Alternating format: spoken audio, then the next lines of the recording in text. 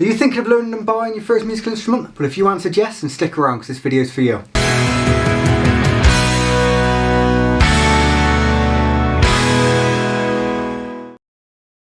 What's up guys, how are we all doing? My name's Liam and welcome to Musicians Mindset, channel where we aim to help you achieve your goals and become the best musician that you can be. For those of you new to this channel, I'm a multi-instrumentalist playing 9 different instruments. I've been performing and helping other musicians for the vast majority of my life, and I'm hoping to help you on your musical journey as well.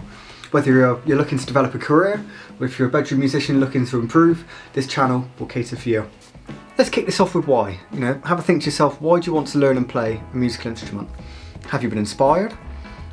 Do you just love the sound of a specific instrument and you'd love to learn it? Are you already a musician and want to broaden your skills? Once you know your reason, you can start looking at other factors then. Obviously everyone's got their own reasons for learning and I'd love to hear yours, so pop it down in the comment section below. So after you've chosen your instrument, you need to consider if it's right for you. So although near enough anything's possible if you put your mind to it, it always helps you in the long run if you've got as many balls in your court as possible.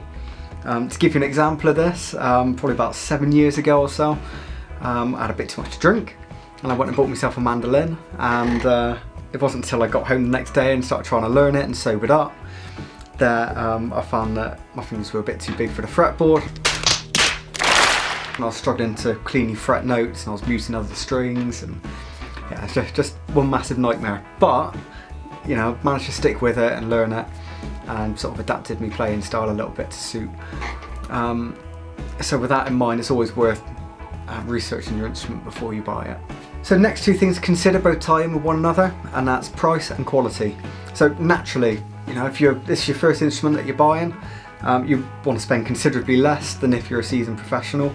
So unfortunately, some of the cheaper instruments can make your learning journey a bit more difficult and can potentially cost more in the long run as far as maintenance is concerned.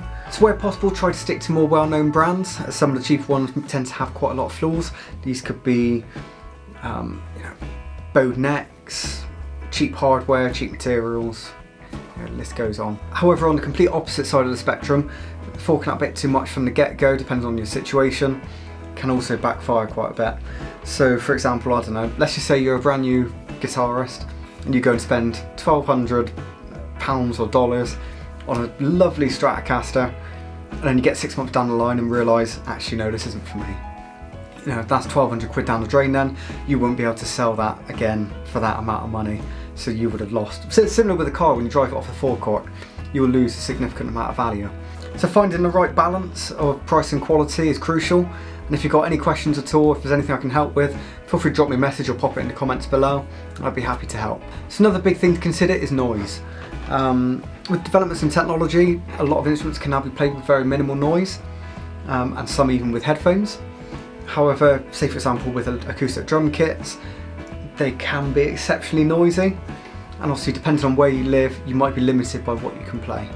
If this is starting to turn you off a bit, then fear not, because there are plenty of other options out there to consider. These could be electric drum kits, electric keyboards, mutes. The options are getting greater and greater by the day. A great one to check out if you're a saxophone player, then the E-Sax Whisper Mute is absolutely fantastic. Basically, encase your saxophone, you can still play, and not only does it mute the sound, but you can also plug your earphones in and you can listen to what you're playing in real time with a backing track on the top if you really want, and it keeps your neighbours happy. So the majority of instruments only take up a small amount of space, some can even fit inside your pocket. But on the other hand, you've got some that take up entire rooms, and in extreme circumstances can take up entire buildings. So depending on what your instrument is, you might be able to store it up on the wall, like guitars. Others you might have to use valuable floor space. So another thing to consider as well is the accessories that come with your instrument. So these could be cases, they could be amplifiers, cables, pedal boards, you name it. It's always worth just having a plan in mind of where you're going to be storing all of these bits of equipment. So the next thing on the list to consider is how much time you want to put aside to practice. However nice it would be, it's highly unlikely that you'll wake up one morning and suddenly be the next Jimi Hendrix without having to put any work in. Unfortunately, becoming a musician, it takes a lot of time and dedication to master your craft. So having a clear goal in mind from the start is a bonus. So realising how much time and effort you'll need to put into mastering your instrument can sometimes help formulate a decision on what instrument you can choose to learn.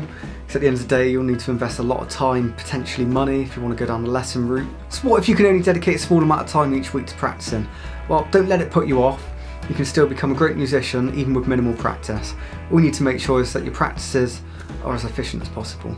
So one thing that will certainly sway your mind as to what instrument to get will be what your musical interests are. Everyone's music tastes are different, and for example, if you love heavy metal, maybe harmonica won't be the instrument for you. Saying that, it is possible to adapt and incorporate your instrument into other genres that might not be associated with your instrument. From personal experience, I find this to be exceptionally fun and rewarding. The key message from this is play what you want. You know, forget everyone else, play what you love doing. Consequences, consequences, consequences.